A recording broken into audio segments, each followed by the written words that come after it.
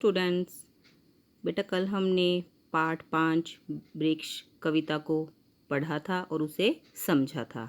आज हम उसी कविता के प्रश्न उत्तर और उसका अभ्यास कार्य समझेंगे। बीज किसने बोया था? बीज हवा ने बोया था। अंकुर कहाँ सोया था? अंकुर मिट्टी में सोया था। रोज शाम सवेरे वृक्ष पर क्या होता है?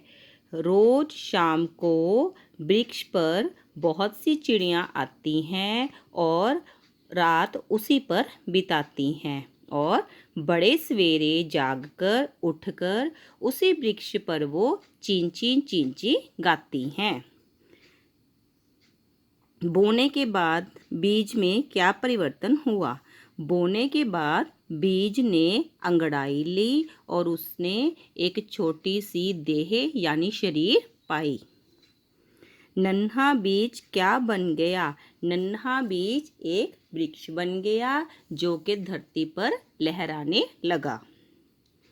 वृक्ष और प्राणियों में क्या समानता है? बेटा जैसे कि हमने इस कविता में समझा भी था, जहाँ पर मैंने आपको प्राणी और वृक्ष के बारे में बताया था कि जो वृक्ष है वो प्राणियों के जैसे जीते हैं, उठते हैं, बढ़ते हैं, सांस लेते हैं और सोते हैं। ऐसे ही प्राणी जीता है, मरता है, रोगी होता है और दुख आने पर रोता भी है।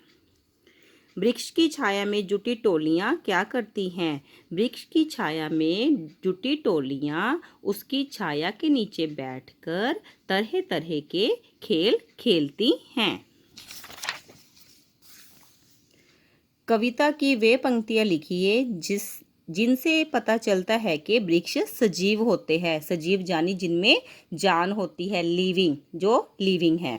बेटा हमने जो वो प्राणी और वृक्ष में के बीच में वो डिफरेंस किया था ना, उसका आंसर यहीं पे आएगा। वो पैरा जो है सारा यहाँ पे आएगा, वो आप खुद करोगे।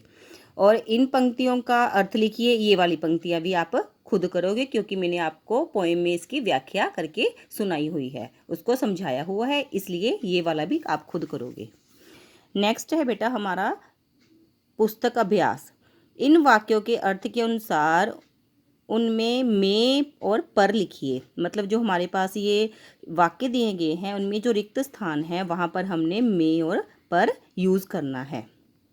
बीज सपने में खोया था, पेड़ पर तने डालियाँ पत्ते आए, अंकुर धरती में नीचे समाया, शाम को वृक्ष पर चिड़ियाँ आती हैं, टोलियाँ आकर छाया में बैठ जाती। आगे है हमारा बेटा एक वचन और बहुवचन, सिंगुलर और प्लूरल। इन शब्दों का एक वचन और बहुवचन में प्रयोग कीजिए। यानी हमें शब्द दिए गए हैं, हमने पहले उनको एक वचन में करना है, फिर बहुवचन में। फर्स्ट वर्ड है हमारा बीज। मैंने एक बीज बोआ, उसका बहुवचन है पपीते में बहुत से बीज होते हैं। सेकंड है फूल। मेरे पास एक फूल है, फूलों से अच्छी सुगंध आती है। वृक्ष। वृक्ष पर चिड़िया बैठी है, जंगल में बहुत से वृक्ष होते हैं। रोगी।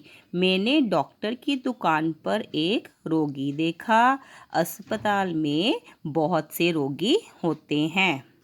आगे है बेटा हमारा टॉपिक क्रिया। क्रिया क्रिया का मतलब होता है जिन शब्दों से हमें किसी कार्य के होने या करने का पता चले उसे क्रिया कहते हैं। जैसे उठना, हंसना, नहाना आदि। इस पैरे में जो भी क्रिया शब्द है आपने उनको अंडरलाइन करना है। जैसे जीता, मरता, होता, रोता, लेता, बढ़ता, जगता और सोता। आगे है बेटा नन्हा बीज वृक्ष बन के धरती पर लहराता है तो ये चीज़ें क्या बनकर कौन सा काम करती हैं। इसमें मैं आपको एक दो एग्जाम्पल बताऊंगी, बाकी आपने खुद करने हैं।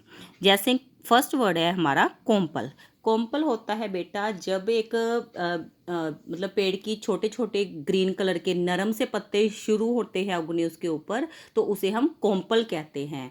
वही कोम्पल बड़े होकर बड़े बड़े पत्तों में बदल जाते हैं और वो हमें छाया देते हैं। ऐसे ही फूल, फूल हमें सुगंध, मकरंद और रस देता है। बछिया, बछिया बड़ी होकर गाय बन जाती है और हमें दूध देती है। बाकी जो शब्द है इनका आपने खुद करना है।